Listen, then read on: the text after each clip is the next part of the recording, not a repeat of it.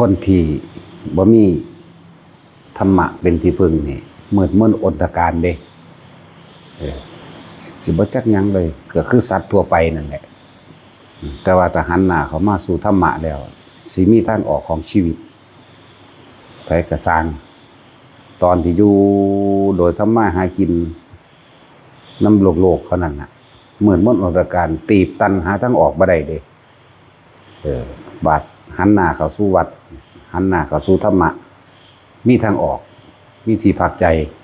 แล้วก็มีความคิดออกว่าสิแก้ปัญหาชีวิตของตนเองจังใดแม้นสิแก้ไปทั้งโลกก็สร้างธรรมะนี่แหละแก้ได้เบิดทุกอย่างนั่นแหละจังว่า ผู้ใดเมื่อเอาธรรมเป็นที่พึ่งแล้วมันก็สิเห็นหนทางแห่งการพึ่งตนหรือว่าพึ่งตนเองแล้วก็พึ่งธรรมะพึ่งความจริงนั่นแหละธรรมะก็ดีแล้วก็มีที่พึ่งเดินตามสรณะคือพุทธธรรมสงฆ์ได้บัดพุทธคือพุทธเจ้านั่นแหละพุทธเจ้ากับพระธรรมเลยแยกกันบ่ออกเลยเป็นอันหนึ่งเดียวกันพระสงฆ์ก็คือผู้เดินตามคือเจ้าของเองนั่นว่ามืดมนอนตการสัตว์ทั้งหลายหรือว่าสิ่งที่มีค่าประเสริฐสูงสุดก็คือธรรมะที่พุทธเจ้านำออกมาแสดงนั่นแหละนอกนั้นบ่ได้ประเสริฐหยังแต่ว่าเพชรแต่ว่าท้องกับบ่อึดบ่อยากเต็มอยู่แต่ถ้าไปหาคนที่นำธรรมะออกมาแสดงเนี่ยยากแต่ว่าธรรมะนี่แหละมีค่าสูงสุดเพราะฉะนั้นเพิ่นสิว่าพึงสละทรัพย์เพื่อรักษาอวัยวะพึงสละอวัยวะเพื่อรักษาชีวิตบอกอันนี้พึงสละชีวิตเพื่อรักษาธรรมเพื่อความจริงนั่นเอง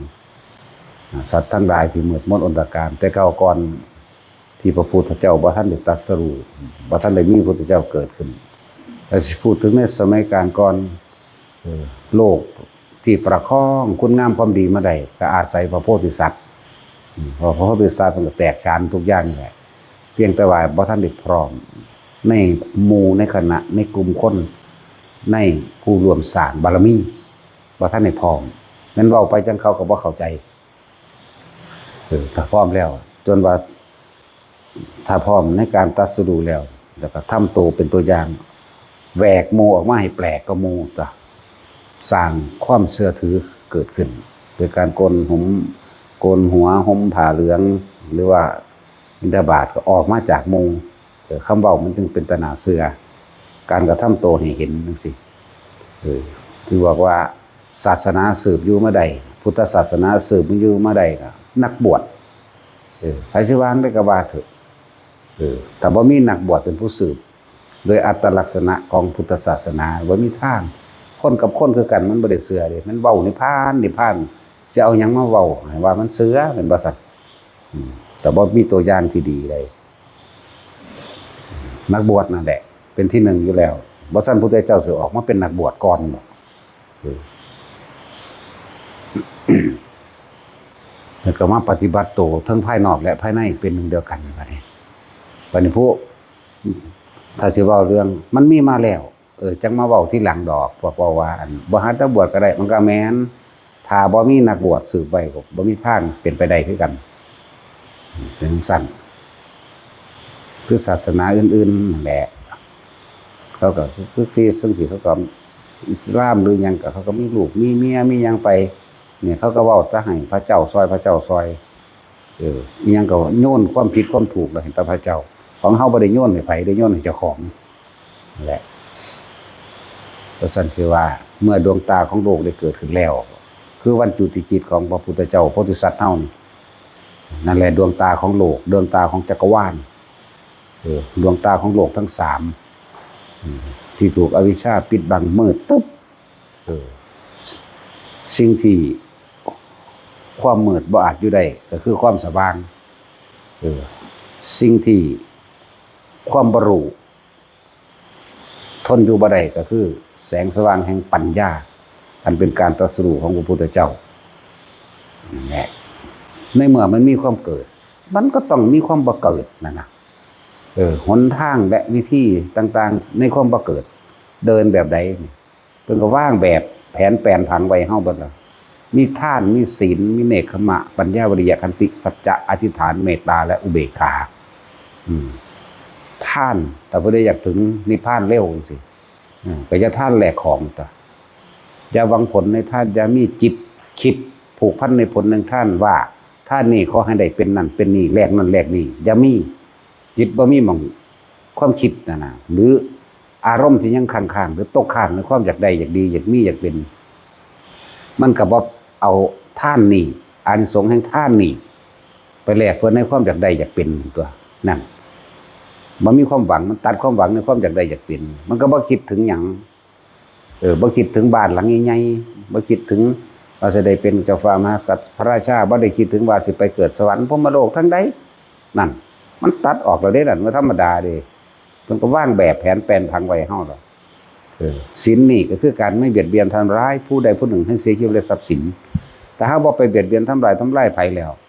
ความเป็นอยู่ของเฮาเองไร้ความกังวลบ่มีความกังวลใดๆทั้งสิ้นเด้นั่นมันก็ว่างไว้เบิดแห้งดอกบ่มีความกังวลกับไผว่าผู้ใดสิมาตีมาฆ่ามาลักของกูคืนบ่เฮาบ่ไปเฮ็ดนี่นั่นเฮามั่นใจในคำว่าธรรมะเฮามั่นใจคำว่าธรรมย่อมรักษาผู้ประพฤติธรรมะทเวหริ่งนั่นแหละบุคคลผู้ประพฤติธรรมนั่นน่ะคือความจริงนั่นแหละมันมีอำนาจอันหนึ่งที่เหนือทั้งปวงก็คือบุญญาฤทธิ์อันเกิดจากจิตบริสุทธิ์นั่นแหละปกป้องคุ้มครองเองดอกนะทำเวหริ่งรักติธรรมย่อมรักษาผู้ประพฤติธรรมรักติปริสุทธิปริสุทธังบุคคลผู้ประพฤติธรรมถึงความบริสุทธิ์ใจด้วยใจแล้วนั่นบุญนั้นยกปกป้องคุ้มครองรักษามันแปลมาว่าจังซี่แต่ว่าความจริงมันว่าแม่นว่าบุญลักษณะที่เฮาบ่เข้าใจคนที่มีความบริสุทธิ์ใจอยู่แล้วหมู่เทพเทวดาอินพรหมเขารักษาเองดอกโดยที่เฮาบ่ได้ไปเรียกร้องนั่นแหละที่เพิ่นว่าทำย่อมรักษาผู้ประพฤติธรรมก็แบบนี้เกิดขึ้นจากใจเฮาเองเด้บ่ได้ไปขอร้องบ่อ้อนวอนเด้และทานศีลเนกขมะนี่ก็คือการข่มจิตข่มใจข่มความรู้สึกไว้บ่ให้เกิดความทำตามอารมณ์อำเภอใจในสิ่งที่เคยยึดมั่นถือมั่นมาก่อนหรืออารมณ์กามนั่นแหละจะไปทำตามความยินดีพอใจที่เคยมีมาก่อนเพราะว่ามันมีธรรมเป็นเครื่องข่มแล้วตั้งแต่ท่านก็บ่หวังผลท่านบ่มีจิตของท่านในผลท่านแล้วศีลก็บ่ต้องการจะไปทำร้ายเบียดเบียนให้ผู้ใดผู้หนึ่งเสียชีวิตได้ทรัพย์สินแล้วแน่เนกขมะมันก็ไหลเข้าสู่คำว่าข่มจิตข่มความรู้สึกใดตัวปัญญาบัดนี้รอบรู้ตัวบัดนี้รอบรู้ในสิ่งทั้งหลายทั้งปวงเป็นแค่ของเกิดแล้วก็ดับเท่านั้นเองจึงว่าความรอบรู้ในกองสังขารเห็นบ่ล่ะสิ่งที่เครื่องปรุงแต่งทั้งหลายแหละล้วนแล้วแต่คือประกอบขึ้นเมื่อประกอบกันขึ้นแล้วล้วนแล้วก็เสื่อมสลายและทำลายโดยตัวของมันเองบ่มีใครทำลายมันก็ทำลายตัวมันเองมันเป็นของมันเองมันเป็นของมันแบบนั้นมันเป็นธรรมชาติเนี่ยเป็นธรรมชาติที่มีความเกิดเป็นธรรมดามีความดับเป็นธรรมดานี่แหละคำว่าปัญญาก็ดีเพิ่นแปลไว้ว่าความรอบรู้ในกองสังขารก็บ่ผิดเพิ่นเฮ็ดเพิ่นไว้นอกนั้นก็ใส่ปัญญาเอาเองตัวพิจารณาเอาเองแต่แขนงออกไปจัก20อย่าง20นัยยะเพิ่นตัวสิ่งทั้งหลายทั้งปวงล้วนแต่เป็นแค่เครื่องของประกอบกันขึ้นเมื่อประกอบกันขึ้นจะเป็นคนก็ประกอบกันด้วยธาตุทั้ง4มั่งสุดท้ายแล้วก็ต้องตายมั่งเมื่อเป็นธาตุต้นไม้ก็คือการประกอบกันนั่นก็ถึงเวลามันก็ตายของมันเองนะสิไปว่าหยังเว้าถึงที่สุดแล้วแม้แต่โลกนี้ก็ต้องเสื่อมสลายลงเด้นั่นแหละปัญญามันหูท่าน เลื่อนว่าความรับรู้ในสิ่งทั้งหลายทั้งปวงเป็นแค่เครื่องประกอบกันขึ้นสุดท้ายก็ต้องทำลายด้วยตัวของมันเองโดยระยะการเวลาของมันเองเป็นธรรมชาติอันหนึ่งนะเป็นตถามันเป็นของมันแบบนั้นเองมันเป็นของมันแบบนี้ถ้าเฮารู้เจ้านี้แล้วความยึดมั่นถือมั่นก็เกิดบ่ได้นี่ปัญญาเห็นบ่ล่ะจังซั่นแหละปัญญานี่มันมองเห็นทะลุสรุปลงได้สรุปจนถึงที่สุดได้มีความเกิดขึ้นสิ่งใดสิ่งหนึ่งมันเกิดเป็นธรรมดามันก็ต้องดับเป็นธรรมดาเนี่ยทุกสิ่งทุกอย่างล้วนแล้วแต่เป็นของไม่เที่ยงแท้แน่นอนไม่จีรังยั่งยืนแตกดับระวังทำการก็ได้คือจังคนแต่เฮากะว่า 100 ปีจังตายหรือบางทีก็ตาย20 ปีก็มีเนี่ยระวังทำการก็ได้นี่ปัญญาเห็นบ่เนี่ยทั้งสั้นแหละมันเห็นตัวนี้แล้วเหลือแต่ว่าบัดนี้มันก็ต้องมาเนกขมะหมายถึงว่าการข่มจิตเวลาถือกระทบกระทั่งเนี่ยทุกอย่างนี่สิหมุนเป็นก้อนกลมเกลียวเดียวกันเด้นี่ถ้ามันมีเนกขมะอยู่แล้วคือว่าการข่มจิตให้ออกจากฝืนอารมณ์ความรู้สึกที่ยินดีพอใจเด้นะเมื่อปัญญามันก็เห็นแล้วมันก็เลยมีวิริยะความเพียรพยายามที่จะข่มจิตข่มความคิดบ่ให้มันดิ้นไปในทางที่พอใจกับไม่พอใจข่ม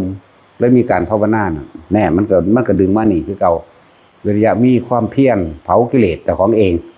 มีความเพียรพยายามที่บังคับข่มความคิดบ่ให้มันนึกบ่ให้มันเกิดความรู้สึกที่บ่พอใจรุนแรงเป็นเหตุให้การทำลายฆ่ากันนั่นแหละมันก็ปล่อยเป็นเครื่องทดสอบอารมณ์หลายๆอย่างในความเพียรของเขาเองเนี่ยวิริยะขันติมันก็ประกอบกันไปเรื่อยเห็นบ่โอดเอาขันติปรมังตโปติติขานิพพานังปรมังปัฏฐันติพุทธานะหิปภาชิโตปรูปคาติสปโนโหติปรังวิเหตัญโยเห็นบ่ล่ะขันติคือความอดทนเป็นเครื่องข่มอารมณ์ได้อย่างยิ่งเลย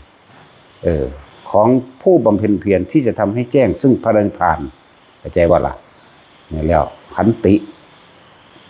สัจจะนี่เป็นผู้ใช้ชีวิตตามความเป็นจริงเนี่ยเข้าใจบ่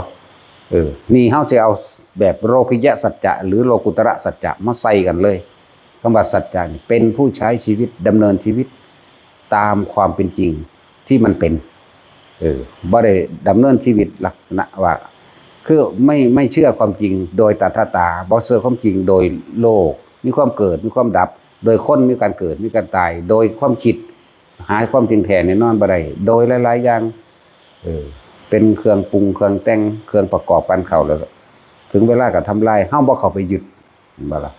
ใช้ชีวิตตามความเป็นจริงคำว่าสัจจะหลายคนบ่ได้ใช้ชีวิตตามความเป็นจริงเด้อันนี้แปลบักใหญ่แปลบักกว้างๆให้ฟังเด้อถอด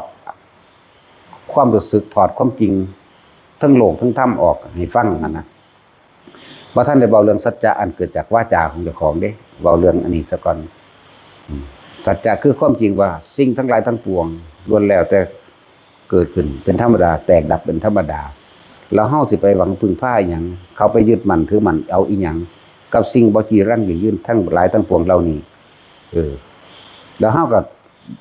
ไหลเข้าสู่แม้คำว่าความจริงของบุคคลทั้งหลายของบุคคลทั้งหลาย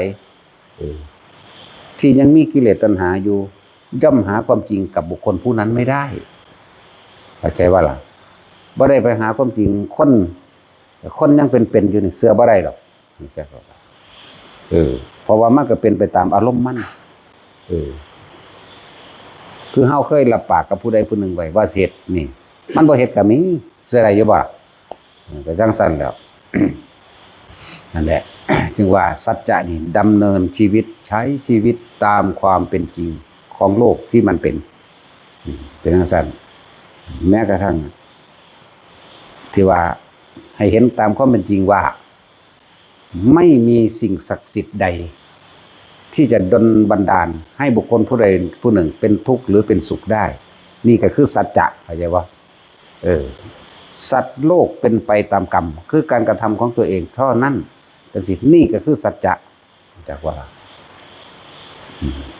พวกว่าเข้าถึงคำว่าสัจจะอันเล่านี่นะยังไปมีการขอร้องไปอ่อนไปว่อนแก้กรรมด้วยพิธีกรรมต่างๆแก้กรรมด้วยให้ผู้อื่นกระทำให้แก้กรรมด้วยการสวดมนต์ต่างๆเพื่อจะให้สิ่งศักดิ์สิทธิ์แก้กรรมให้จังซี่นะแต่เฮาไม่นี่ผู้เข้าถึงสัจจะนะบ่มีผู้ใดแก้กรรมให้ใครใดตนเองเท่านั้นตนเองเกิดเองตนเองก็ต้องออกเองนี่คือสัจจะนี่คือคำว่าสัจจะเห็นมั้ยอันนี้จังทุกขังอนัตตาก็เป็นสัจจะแล้ว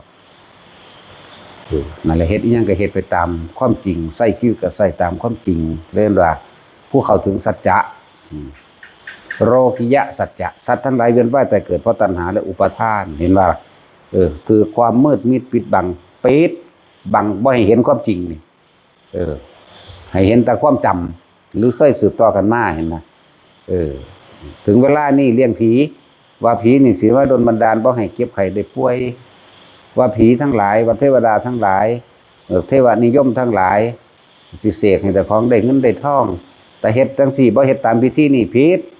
ผีสิมาเฮ็ดให้ป่วยเฮ็ดให้ลมจมเฮ็ดให้ไฟไหม้เห็นบ่เนี่ยว่าตาผีทำพญานาคเท่านั่นเท่านี่โอ้ยจังซี่นี่คือบ่เข้าถึงสัจจะกับบัดนี้ผู้เข้าถึงสัจจะแล้วมันบ่มีเลยนะจังซี่แล้วก็แล้วสมัยตะกี้ก็มีการสะเดาะเคราะห์แต่งแก่เห็นบ่พวกบ่เข้าถึงสัจจะยังมีความเชื่อพวกไม่เข้าถึงสัจจะสัตว์ทั้งหลายผู้ไม่รู้ความจริงนี่มีความเชื่อว่าเลิกงามยามดีแต่ถ้าออกตามเลิกงามยามดีนั่นจะทำให้ร่ำรวยหรือไม่ป่วยไม่ไข้ไม่ตายแต่ว่าความจริงแล้วไม่ได้เกี่ยวกันกรรมสตาดาราราคาหมายถึงว่าดาวบนฟ้าจะเกี่ยวอะไรกับชะตาชีวิตคนบนดินเข้าใจบ่ล่ะบางคนก็อาศัยดวงดาวเป็นเลิกนะว่าใส่วันนั้นวันนี้นั่นเดือนนี้ก็ว่าไปพวกความฉีขาดตาขาวมันหากินน้ำข้นโง่ต้องก็แต่งไว้เป็นกาบเป็นกรไว้เมื่อล่ะแต่ใส่ตะกี้มันมีพิธีแหกบ่แม่นพิธีเวลาสิลงไห้ลงหน้าจังซี่แม้แต่พิธีแรกหน้าขวัญก็ยังเป็นการสิตัวบ่เป็นความจริงแต่ว่าก็เป็นประเพณีอย่างหนึ่งที่รักษาไว้เพราะว่าเป็นการรวมตัวกันเพื่อสร้างความดีงามอันใดอันหนึ่งด้วยความสามัคคีเฮาก็บ่ตำหนิตรงนั้นเฮาตำหนิตรงที่ว่ามีความเชื่อว่ามังหันเข้าใจว่าถ้าพระโคกินเหล้าผลที่ดีเนาะ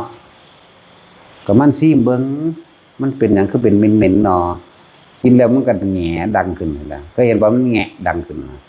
โอ้ยจัง4คนก็กินเนาะซะมันซัวนะก็หมายมันเพิ่นว่าโอ้พระโคกินเหล้าผลดีว่ะเนาะคือบ่ไปเฮ็ดอยู่ซาอุแหนหม่องแมลงมันนะเอาอูฐย่างตากแดดคักๆแล้วมันเห็นว่าเป็นน้ำมันก็ซัดเอาคักๆแล้วเนาะบางดูมันสิผลดีอยู่บ่ทั้งสั่นตัวแล้วผู้บ่ถึงสัจจะบัดนี้ก็กินหยังแน่ล่ะกินหญ้าก็แน่มันกินอยู่แล้วมันก็เกี่ยวจะอมแล้วกินหญ้าเนาะก็แน่มันกินข้าวโพดก็แน่มันกินคือกันกินกล้วยกินข้าวมื้อนี้ก็นึ่งไปลองเบิ่งแหมห้อยเกลือหังมักเนาะเฮาเลี้ยงงัวตะกี้ข้าวห้อยเกลือเนี่ยมันมักๆเด้แต่ใจกินหลายมันอืดทีละปั่นตัวซ้ำนั่นแหละผู้บ่เข้าถึงสัจจะผู้บ่เข้าถึงความจริงเป็นจังซั่นมีความเสื่อวางสั่นบัดนี้การออกไปค้าขายก็หาเลิกหางามอย่างดีตั้งโง่เฮงเนาะนี่แหละมันเป็นจังได๋โง่เฮงนะ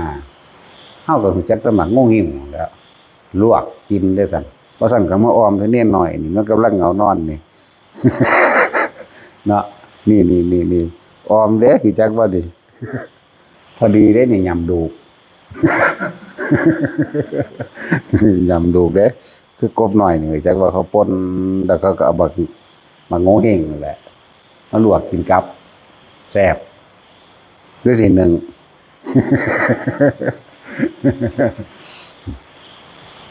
นี่แหละพวกว่าเขาถึงสัจจะพวกว่าเขาถึงความจริงนี่มีความเสื่อสิ่งทั้งหลายเหล่านั้นจะไปค้าขายจังสิขึ้นบ้านใหม่จังสิสิขึ้นบ้านใหม่ก็พากันทำพิธีนั่นนี่หาเรื่องไปกินเหล้ากินยากันนั่นแหละมันสิมีแม่มันหยังสิขึ้นบ้านใหม่ก็ใกล้ตายหมูตายเนาะเอาคนทำทานมาหาเงินหาทองบ่มีก็ไปยืมเขาเฮ็ดเฮียในแม่มันก็ได้ซื้อขึ้นเขานั่นแหละคือเขาแต่งกาบแต่งกรไว้เวลาสิดำหน้ากับปักต้นนี้ได้เขามื่นมาเยียตักต้นนี้ท่านสิเสียให้กาได้ตักต้นนี้ท่านให้กามีตักต้นนี้ให้กายิ่งในช่วงใส่ตักต้นนี้ให้กาใส่ในช่วงใส่ยังละอมพุทธังชัยมังคลังวะโอ้ยเอาพระพุทธเจ้ากูไปดำหน้าอยู่ มีอมพุทธะอีกเด้โอ้มันสิก็มีอันนี้เบิดนั่นแหละ นี่คือความบ่ถึงความจริงเด้อคำว่าสัจจะนี่ถึงสั่นแต่ว่าสิออกเลิกขึ้นเฮือนใหม่ก็คือกันบัดนี้ยังอีกล่ะคำหนึ่งสั่งแก้วขึ้นสู่ปราสาทคำสองคำฟังธรรมที่ปราสาทสามคำยังละบายหน้าค่อยส้นสี่คำค้นบทท่านเมียนห้าคำต้องเสียนพระรามหกคำทรงสำเภาไปขาโอ้เอามือนี่ละว่าเด้ยังลืมแล้วละล้างฟ้าตีนซองแดดยังนั่นแหละล้างมือค่อยถ่ายกินเหมือนกันมันสิได้แตกเลยต้องไปหาสแตกเองเนาะอย่างละสามคำล้างมือค่อยถ่ายกินสี่คำฟ้าตีนซองแดดเหมือนกันโอ้ยหกคำทรงเข้าไปฝ่ายังละลืมแล้วเดี๋ยวนี้เพราะมันต้องคอยว่าดอกสั่นมันว่า15คำบ่ดีจักอย่างเด้พุทธเจ้าเฮาบ่ว่าจังสั่นเด้15คำสิเป็นขังขึ้นหรือขังแรงก็จังเถิดแต่ละคนก็ให้เข้าวัดฟังธรรมแต่ว่าพวกหามันว่าบ่ดีจักอย่างแล้วมื้อใดมึงดีนั่นก็สั่นพุทธเจ้าเฮาก็บอกว่าคิดดีเมื่อไหร่ก็พูดดีและทำดีเมื่อนั้นคนเฮาจะเป็นไปตามความคิดเห็นบ่ล่ะคิดดีเมื่อไหร่พูดดีเมื่อนั้นทำดีเมื่อนั้นเด้แต่แค่คิดไม่ดีเมื่อไหร่ก็พูดไม่ดีก็ทำไม่ดีเมื่อนั้นแหละมันบ่ได้เกี่ยวกับเลิกงามอย่างดีมาตั้งใดมงคล18อย่างที่เพิ่นเทศนาไว้คนผิดกันมาถึง12ปีพระพุทธเจ้ามาแก้ให้เบิดแล้วเด้ล่ะอยู่ในมงคลสูตรหรือคัมภีร์ทิปนีนั่นแหละอยู่ในคัมภีร์ทิปนีนั่นแหละเรียนเอาพวกเขาก็สวดเด้เสวนาจะพารานังปฏิตังนันจะเสวนาปูชานั่นเด้เพราะเขาก็สวดอยู่นี่เด้ก็คำสอนเด้นั่นว่ามันไปกันอย่างเด่นให้เฮ็ดตามนี้เด้อเด้ความหมายมันนั่นแหละคือสัจจะผู้บ่ถึงสัจจะผู้บ่เข้าถึงสัจจะก็เลยใส่ชีวิตแบบมืดมนอนทการเด้อหาทางออกบ่ได้สัจจะกับธรรมก็สัจธรรมนี่แหละบัดนี้เข้าถึงธรรมแล้วถึงสัจจะเข้าถึงความจริงแล้วใส่ชีวิตแบบสบายเท่าบัดนี้เมื่อผู้ใดเมื่อความสว่างเกิดขึ้นความมืดย่อมหายไปเมื่อความจริงได้เปิดเผยความกลัวย่อมหายไปเห็นว่าเมื่อความจริงถูกเปิดเผยความกลัวย่อมหายไปคนเรากลัวเพราะความไม่รู้บัดนี้ความจริงถูกเปิดเผยแล้ว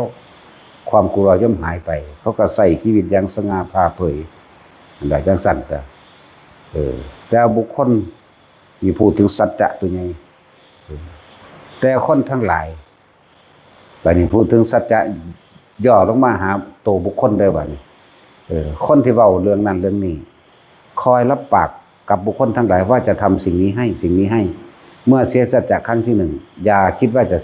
ไม่เสียสัจจะครั้งที่สองคือบ่เป็นไปตามใจเจ้าของที่อยากเฮ็ดถึงสั่นคนพวกนี้อาจจะมีชีวิตรุ่งเรืองในขณะที่กำลังแข็งแรงอยู่เป็นหนุ่มอยู่แต่สุดท้ายเมื่อปลายชีวิตจะล้มเหลวเข้าใจบ่ล่ะเพราะไม่มีสัจจะคนดูมีไผเสืออยู่บ่พอได้ก็ว่าขี้คุยคือสิตายดิเด้เวลามันเว้าเบิ่งบ่เสือกูนั่นมันเอาสัจจะมาใส่ถ้ามึงได้บ่สิเป็นนั่นนั่นนี่หรือว่านัดว่าสิเฮ็ดนั่นเฮ็ดนี่ว่าสิเฮ็ดจังซั่นเฮ็ดจังซี่ก็บ่มาตามบ่เฮ็ดตามแม่นบ่คิดบ่ว่าคนท่านนั้นสิเข้าถึงธรรมะได้บ่มีทางเด้บ่มีทางสิเข้าถึงธรรมะได้เข้าถึงความจริงนั่นแหละธรรมะก็เลยไม่อาจรู้ความจริงได้คนพวกนั้นตัวเองยังตัวเองเด้นั่นมันบ่แม่นตัวผู้อื่นเด้ตัวผู้อื่นก็ถูกแต่ว่าที่สุดช้ำที่สุดคือโกหกตัวเองเรื่องสั่น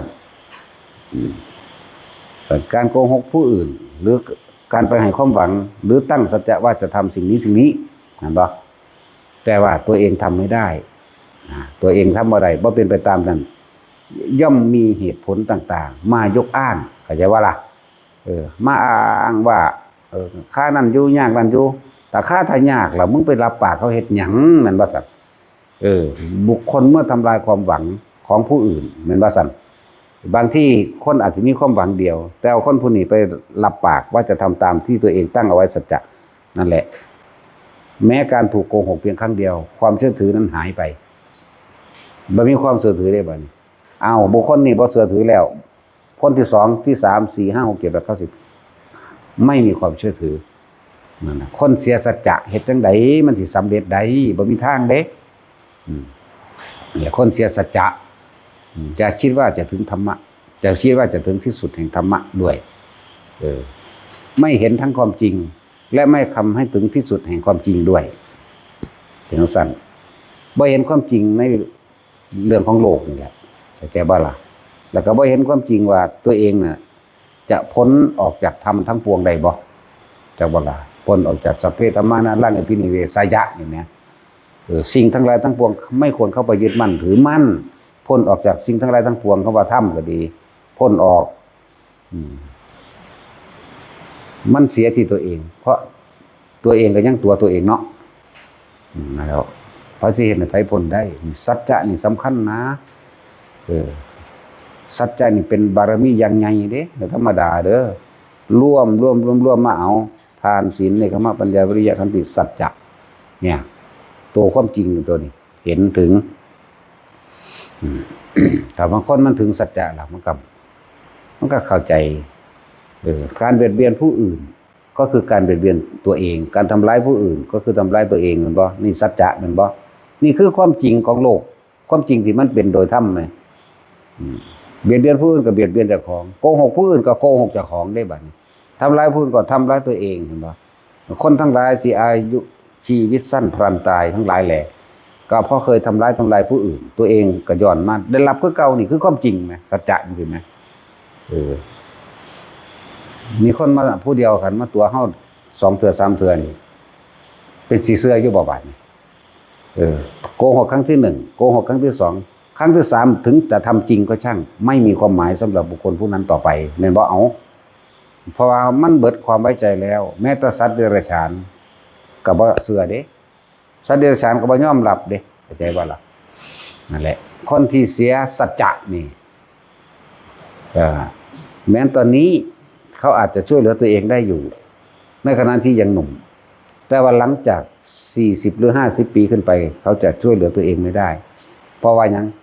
โกหกมาตั้งแต่ยังหนุ่มยังแน่นเห็นบ่ยังช่วยเหลือตัวเองได้อยู่ยังเอาชีวิตรอดได้อยู่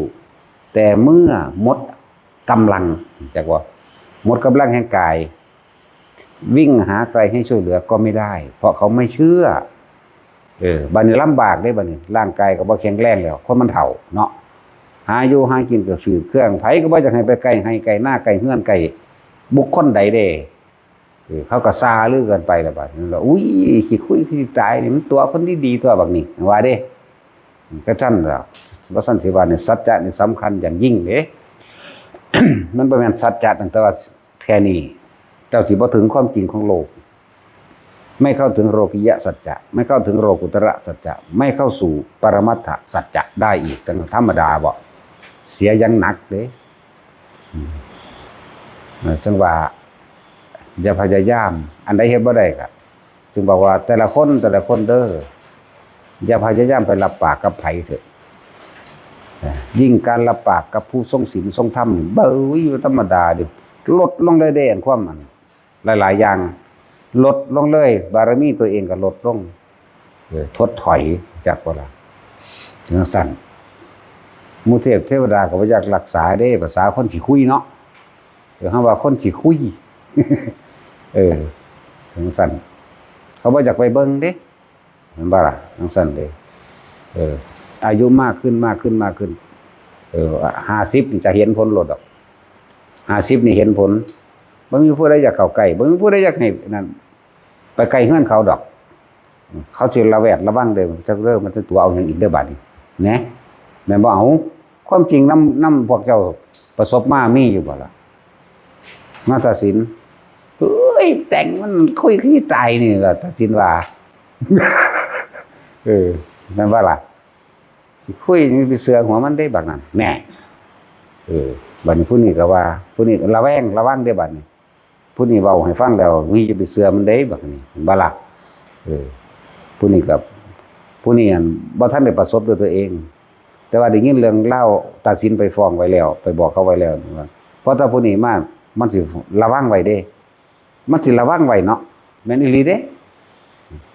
บอกมาว่าโอ้ยเป็นความตัดสินว่าอีหลีว่าเด้มันบ่สั่นซั่นตัวคนที่เสียสัจจะอย่าคิดว่าจะถึงธรรมะนะไม่รู้ความจริงหรอกคนถ้ามาหยาบโลกุริยสัจจะยังบ่รู้จะไปว่าอีหยังกับโลกุตตรสัจจะและปรมัตถสัจความจริงอันสูงสุดที่จะทำให้ตัวเองออกจากโลกนี้ได้บ่ถึงมีทางโลดแล่นไปเถอะตอนยังอันนมๆอยู่นั่นน่ะแต่ว่าหลังจากนั้น50 ปีไปแล้วนี่ล้มเหลวเด้คนก็บ่เอาสัตว์ก็บ่เอาหมามันก็ยังบ่อยากกินข้าวนำเด้แม่นเอาให้มันก็เลยบ่ธรรมดาเด้ตัวหมาจัก2เทื่อเด้อ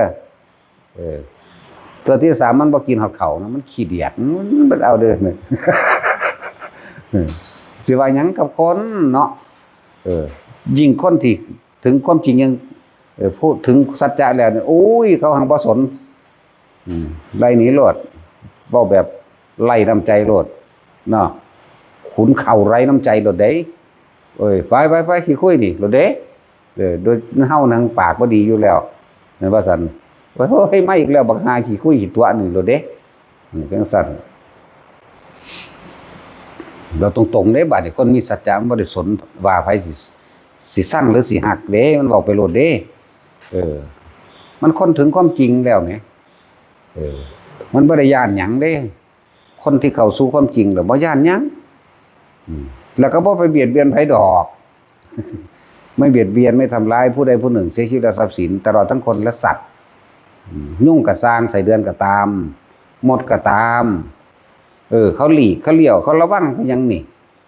ขนาดนั้นสิว่าหยังกับคนเขาหังย่าน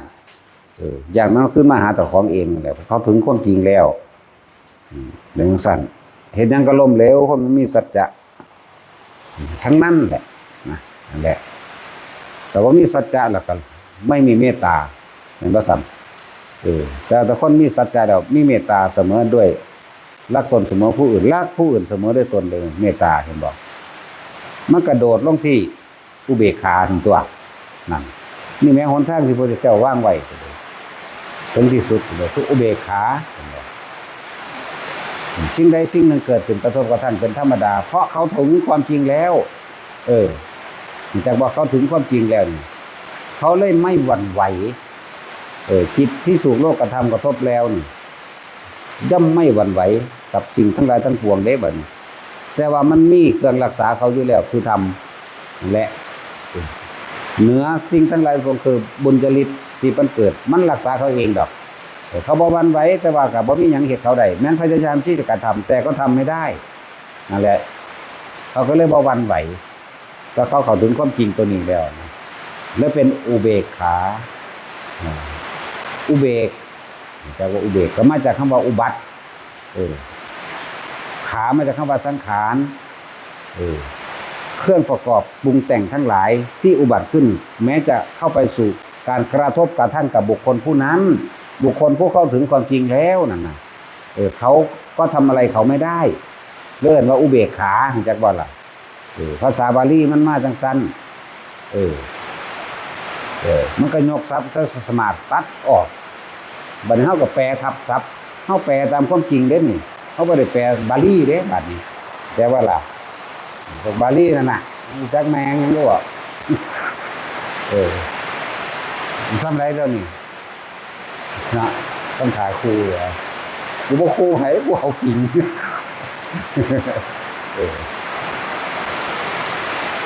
แต่จังว่าคนที่เข้าถึงความจริงแล้วเขาไม่ได้หวั่นไหวเลยในสิ่งทั้งหลายทั้งปวงที่เกิดขึ้นเด้เขาเข้าถึงแล้วความกลัวหายไปสิ้นไปเนี่ยมันเป็นสั่นเลยเพราะความจริงมันถูกเปิดเผยแล้วมันจะเอาหยังมาย้านแล้วเขาก็มาทำความผิดนะว่าล่ะท่านน่ะก็อยู่แบบนี้อยู่แบบสง่าผ่าเผยไปล่ะเนี่ยว่าคนที่ ไม่มีธรรมะไม่เข้าถึงความจริงหรือไม่ใช้ชีวิตตามความเป็นจริงแปลว่าอะไรมืดมนอนตการตลอดเด็กว่ามันใช้ชีวิตแบบมืดบอดพวกนี้หมางัวควายปลาปูไก่นกเต่าคนคักๆเด่นจักว่าล่ะคนเด่นนั่นที่ว่าเข้าถึงความจริงที่เป็นคนโกหกที่เป็นคนหลอกลวงใช้ชีวิตก็เป็นไปตามจริงเลื่อยเกิดกลายเป็นความเห็นแก่ตัวเมื่อความเห็นแก่ตัวเล่านี่เนี่ยทำให้ฆ่ามั่งรักมั่งพ้นที่มั่งทำตามอำเภอใจความพอใจชอบแต่ของตัวเองมั่งมอมเมามั่งหลายอย่างนี่นั่นแหละนั่นแหละกรรมคือการกระทำของตนเองนั่นแหละจึงจำแนกแบกจำแนกแจกการกระทำให้เป็นไปต่างๆนานาที่ตัวเองกระทำเห็นไหมล่ะนั่นแหละสมมุติหน้าวัตถีโลกโอกันเลยสัตว์โลกย่อมเป็นไปตามกรรมกระทำสิ่งใดไว้ย่อมได้ในสิ่งนั้นเพราะสิ่งที่กระทำฝังไว้ในใจฝังไว้ในความรู้สึกเองมันไม่หายไปไหนยิ่งทำบ่อยๆยิ่งทำมากๆยิ่งทำซ้ำๆแบบตอกย่ำเกิดเป็นความเคยชินในการหลักการขาในการหลักการคนการขี้การโกหกเป็นบ่มันยิ่งไปใส่ตอนนี้เจี๊ยบสุดท้ายบาดเจ็บตายมันว่าคตินิมิตก็แบบภาพจะปรากฏภาพที่เห็นสิ่งที่เห็นนั่นแหละบอกทางไปแห่งคนได้คตินี่คือทางไปนิมิตนี่คือเกิดภาพปรากฏขึ้นเห็นบ่ล่ะในคตินิมิตสั้นถึงว่าคนที่ไม่มีสัจจะอย่าหวังว่าจะพ้นจากสิ่งทั้งหลายทั้งปวงเพราะเขาใช้ชีวิตแบบมืดบอดสั้นเนี่ยหนทางอยู่คนว่างไว้ก็เฮ็ดไปที่บ้านแสดงไปที่บริษัทโกหกครั้งเดียวน่ะความน่าไว้ใจน่ะหายไปทันทีมันธรรมดาเด้อ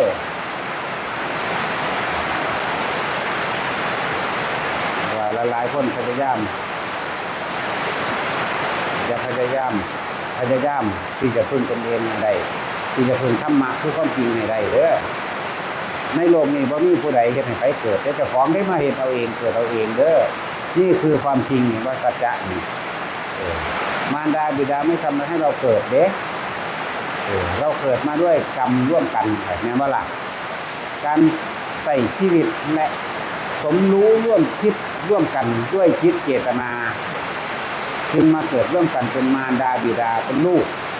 แล้วก็คนอื่นที่ความสมรู้ร่วมคิดน้ำกันโดยเป็นพี่เป็นน้องเป็นลุงเป็นป้าเป็นน้าเป็นอาเป็นญาติสายโลหิตต่างๆล้วนแล้วแต่สมรู้ร่วมคิดร่วมกันแบบที่ไว้รอดนี่คือความจริงแหละอันนี้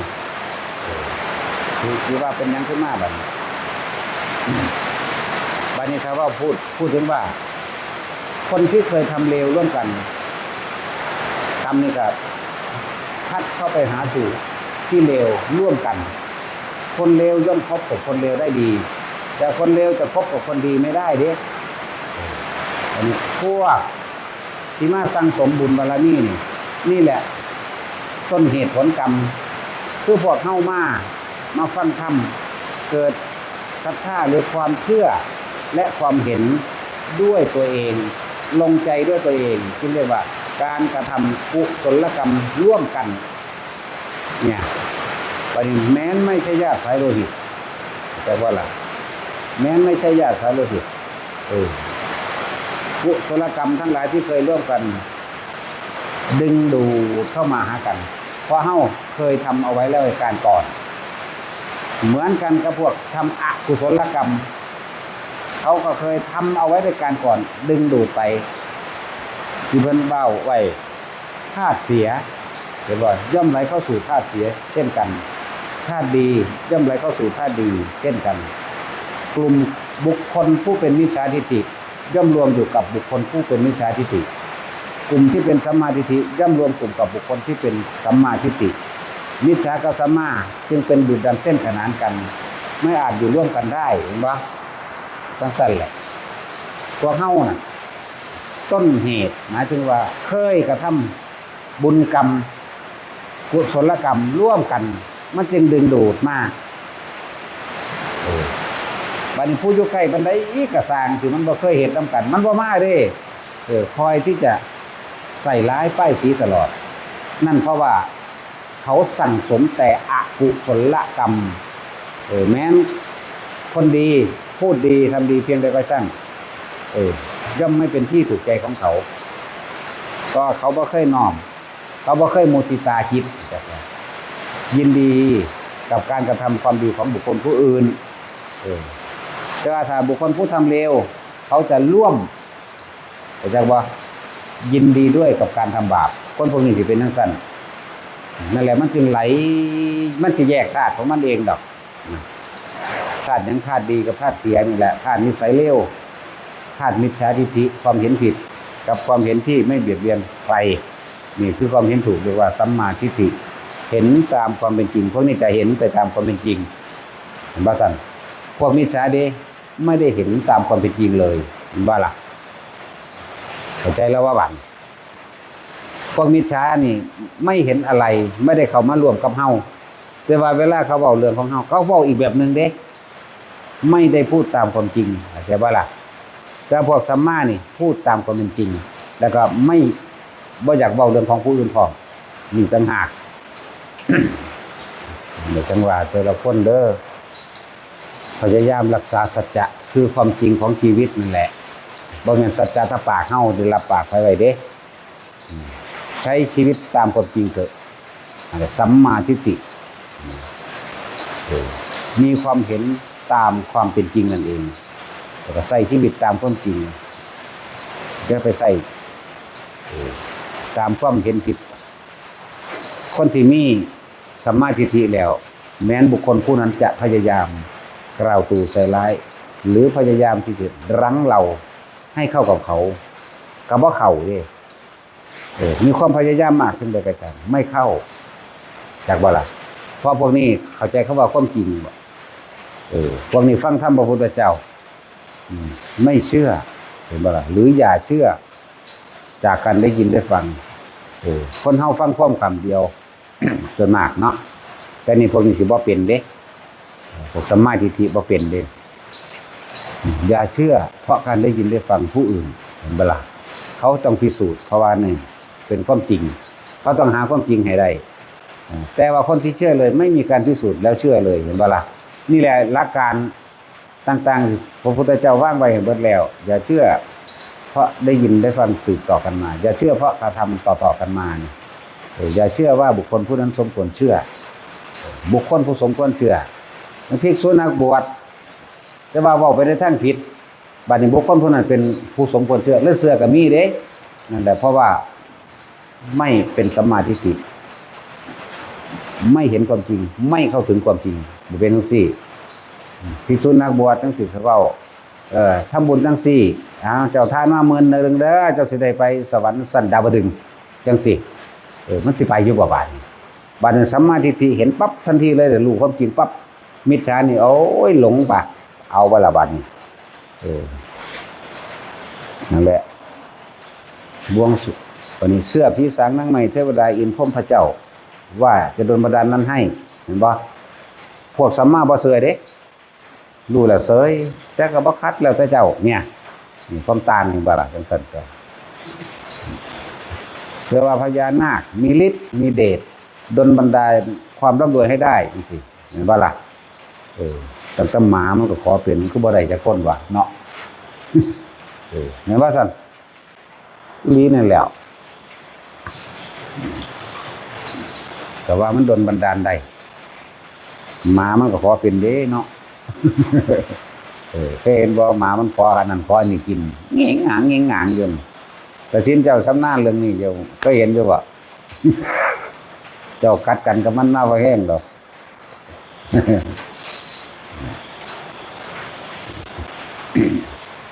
หลายๆอย่างที่พวกเฮา บ่ทันได้รู้หลายๆอย่างที่พวกเฮาบ่ทันได้เห็นด้วยตาตัวเองบ่ทันได้ยินด้วยหูตัวเองบ่ทันได้สัมผัสด้วยใจของตัวเองหรือความรู้สึกลึกล้ำเข้าไปนะบอกให้ฟังเพราะเป็นอุทาหรณ์โลกผีโลกวิญญาณก็บ่ต่างจากเฮาดอกสำหรับพวก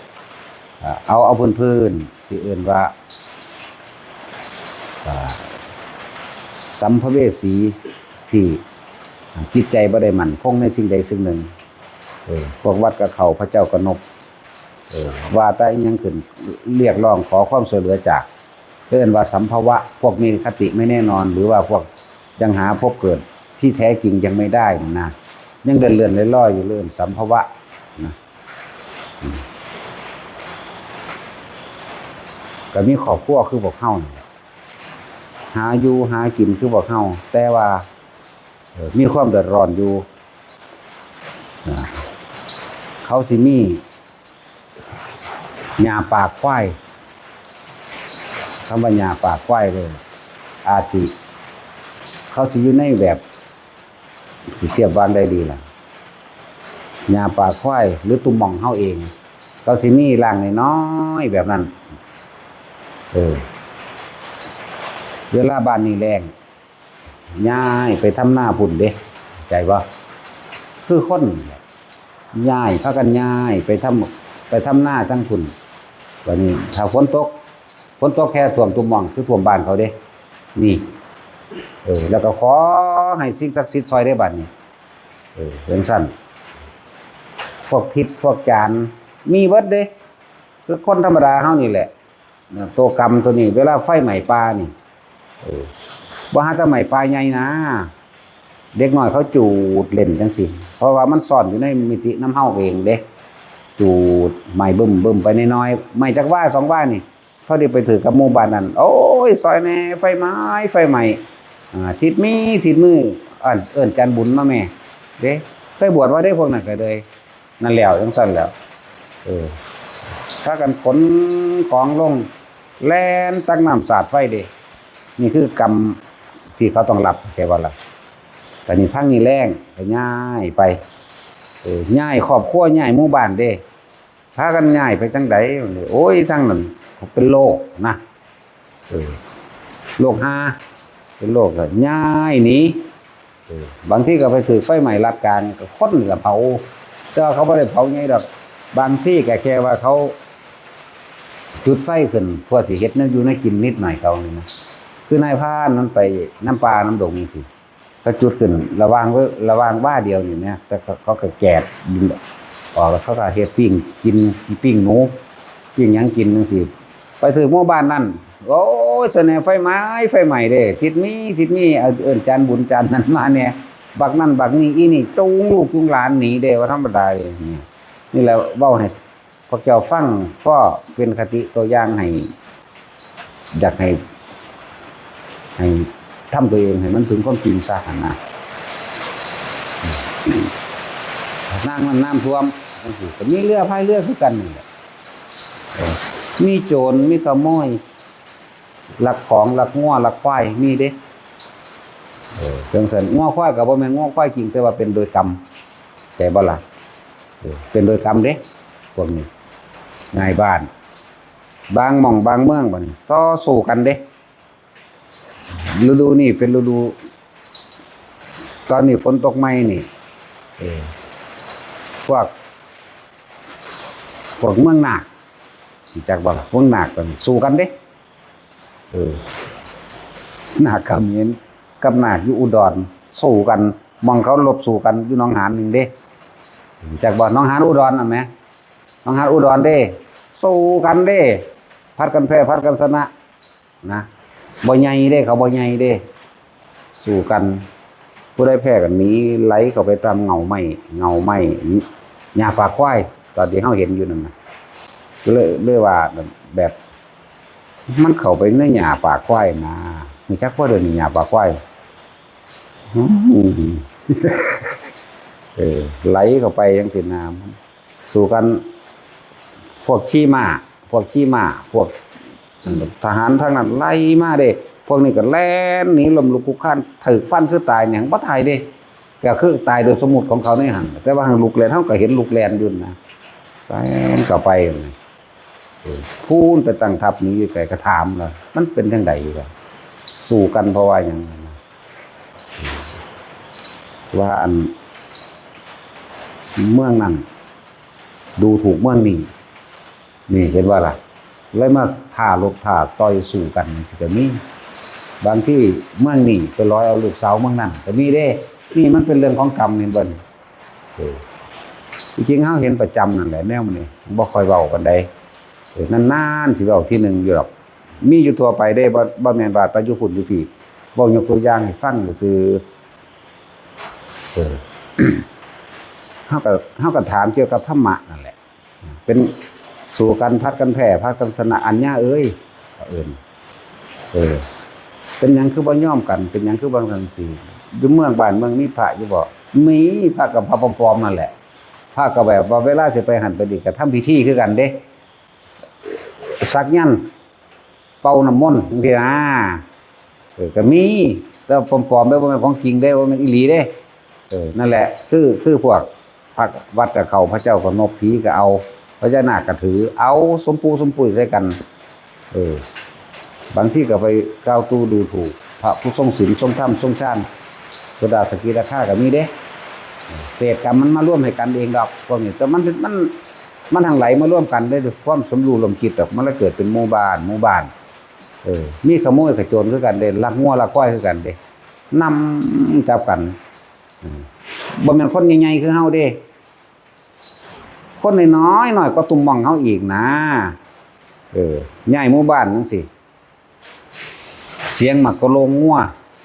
มันเอาอันไม่ไผเฮ็ดดอกอันพวกกวางลักนะกวางลักนะอันพวกมีฐานะแน่เอาไม้ยุ่งมาแกะเป็นช่องแล้วก็เฮ็ดอันกระดอใส่จักกระดอวะไม่ใช่หัวดอเด้ ลูกสลักกลักไปพวกนี้สิดังขึ้นมาดีแน่เขาเฮ็ดลูกสลักนี่สิง่ายบ้านเป็นเกียนเป็นงัวเป็นควายเป็นมีหมาพร้อมเด้หมาก็แล่นเฮางั่งเด็กน้อยก็แล่นนำคือเด้โอ้มาเฮาเป็นตาสลดใจธรรมดาว่ะก็ถามพากันใหญ่ไปไสโอ้ยบ้านเมืองเกิดความแข็งแรงสิใหญ่ขึ้นไปภาคเหนืออยู่ทางพุ่นมีพี่น้องบ่มีพักเศร้าเมื่อยจังซั่นจังซี่คือเขาเอิ้นเฮาว่าอัญญาจักบ่ล่ะเขาเอิ้นอัญญาจังซั่นอยู่นี่มันได้รับความซุ่มเย็นก็เลยขอพักมาอยู่ใกล้ในหม่องนี้ก็หมายเขาว่าอยู่หม่องนี้มันได้รับความซุ่มเย็นบ่ได้หยังก็รู้สึกว่าเป็นอิ่มอาหารเขาว่าเป็นอิ่มเป็นสดชื่นได้พักเศร้าเมื่อยมีแห้งอยู่นี่แล้วก็สิเดินทางต่อสินะเฮาเบิ่งกับหมาก็มีเด็กน้อยก็มีเด้มีหมามีเด็กน้อยถ้าสิเทียบแล้วคือเฮาเบิ่งมดแดงไฟนี่แหมพวกคนเขาสำนั้นแบบสมดแดงไฟนี่แหละเปรียบเทียบแล้วเฮาก็นั่งว่าก็คุยกับเขาถ้าแรงทั้งพุ่นแต่ทั้งพุ่นแรงเลยครับเขาก็ลงมาพี่ท่านมีป่วยมีเป็นโรคอหิวามีเป็นนั่นเป็นนี่ตายคือกันเด้แต่ว่าหางตายเป็นยังคือเก่ามันแปลกอยู่นั่นนั่นแหละเราแปลกๆให้ฟังหน่อยจักหน่อยจังซั่นนี่คือพวกบ่ได้พึ่งตนเองบ่ได้พึ่งธรรมบ่ได้เอาเป็นคนเสียสัจจะพร้อมไปบ่ได้ถึงความจริงพอไปทั้งเบิดนั่นแหละคือใส่ชีวิตแบบมืดมนอนตการนี่เป็นบุพกรรมที่เขาเฮ็ดเองได้เขาจังได้ไปเป็นจังซั่นแต่ลักงัวลักควายจังซี่ก็มีนั่นแหละเวลาใหญ่บ้านซ้ำนึงแล้วเขาก็ไปเด้กรรมบีบให้ไปเห็นบ่ถ้าว่าอยู่นี่มันมีชีวิตดีมีสุขแล้วก็คือบ่อยู่นะ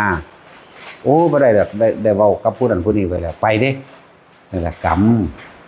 อกุศลกรรมบีบให้ไปแม่นอยู่หม่องสุขสบายก็บ่อยู่พวกนี้จักบ่ล่ะเหมือนกันล่ะครับ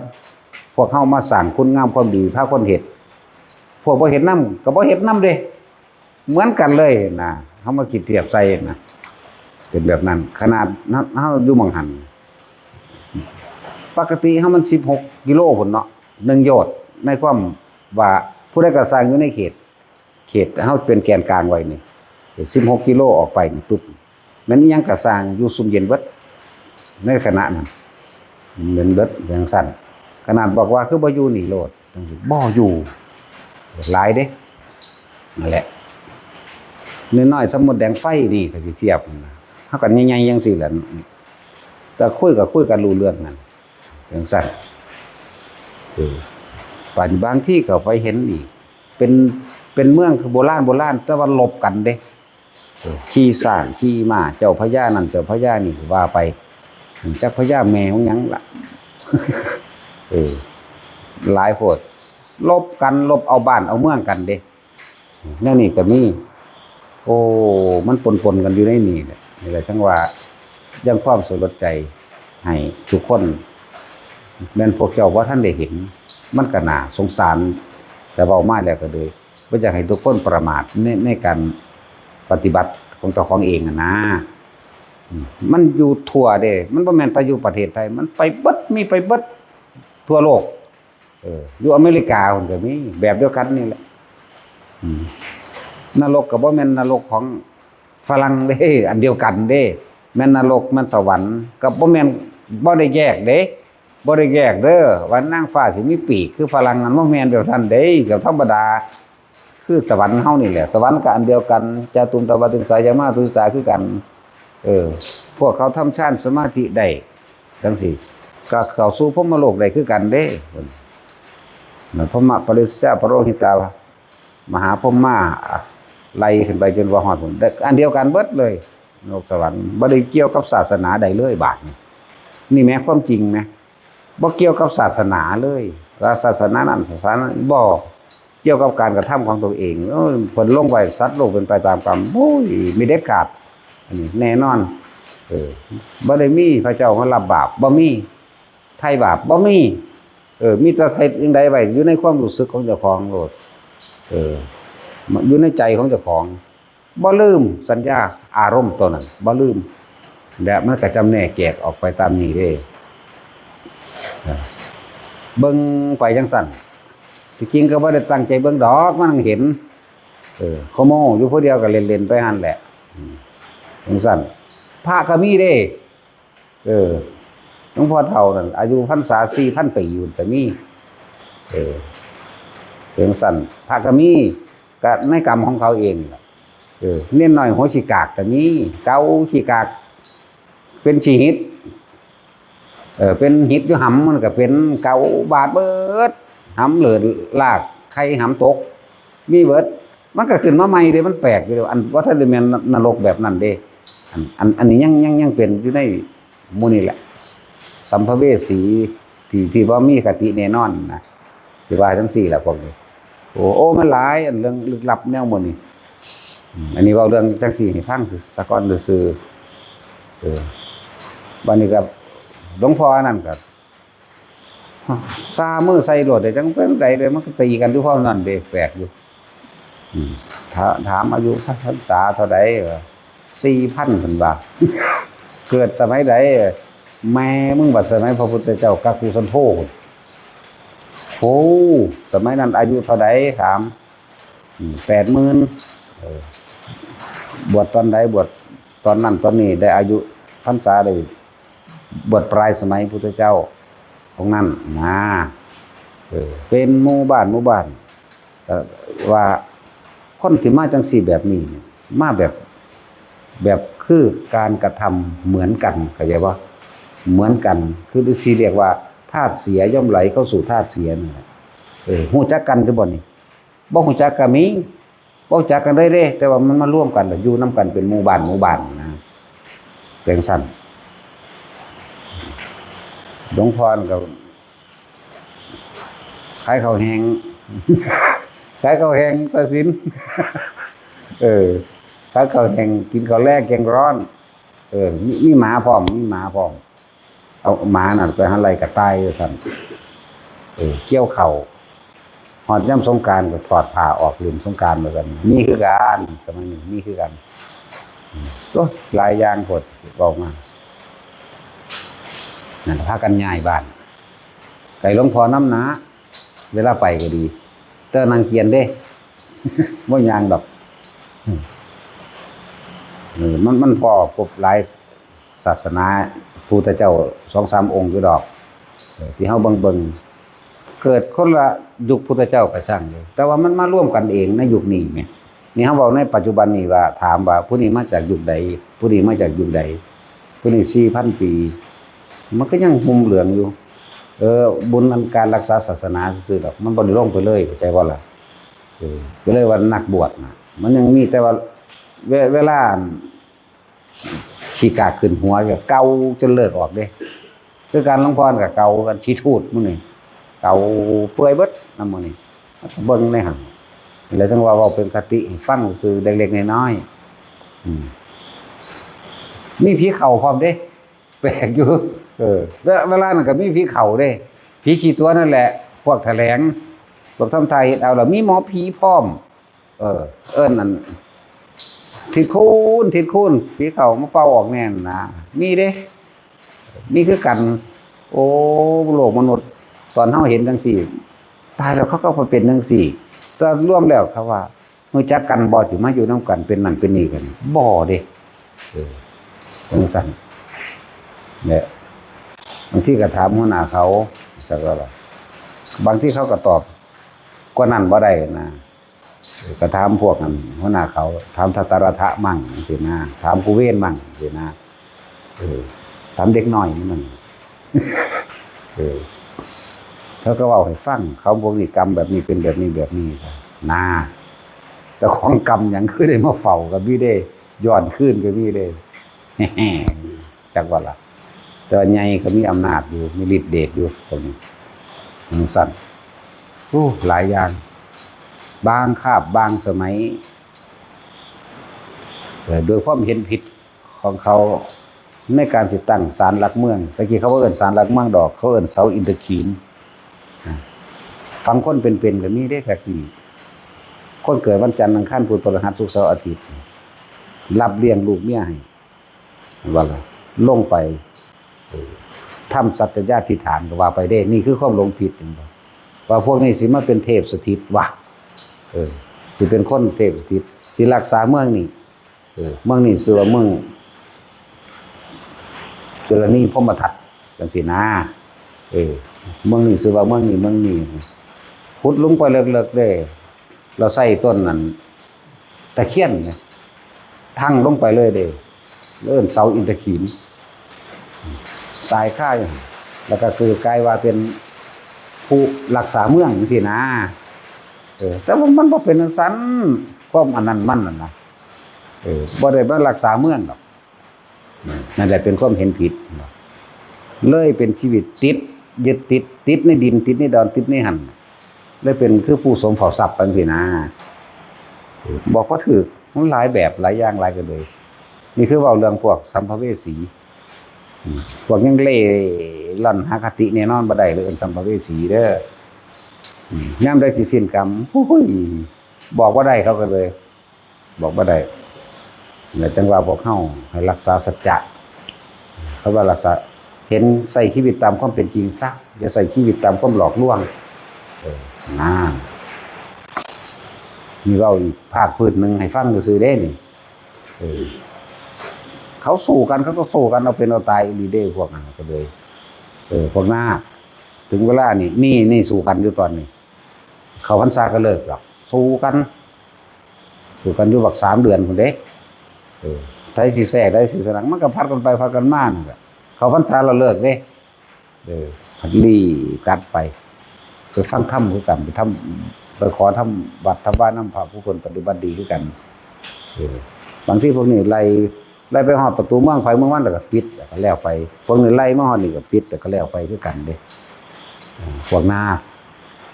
สัตว์เดรัจฉานนิดนึงคือกันนาแต่ว่าโดยกรรมเฮ็ดเป็นคือคนเฮานี่แหละสู้กันแบบคือคนเฮานี่แหละสิก็มีแล้วก็บ่แม่นว่าที่มีแต่อยู่นี่มีทั่วไปเลย แล้วเราประเภทอีกประเภทหนึงคือคนแถวออมแอมมื้อนี้ล่ะตายจังซี่หันแล้วมือก็ให้มาหันมือก็เด็กน้อยให้มาหันผู้ใหญ่ให้มากำบีบให้เป็นเด็กน้อยคนตายคนใหญ่ๆคนเฒ่าๆตายพวกแถลงเรียกว่า พวกอสเสแสร้งแกล้งทำแต่เป็นเด็กน้อยมากก็มีเด้มาขอให้ยังถามนิดหน่อยอย่างนี้อยู่เห็นยินเสียงเด็กน้อยให้บ่เดี๋ยวนะยินจะบอกมือบางมือ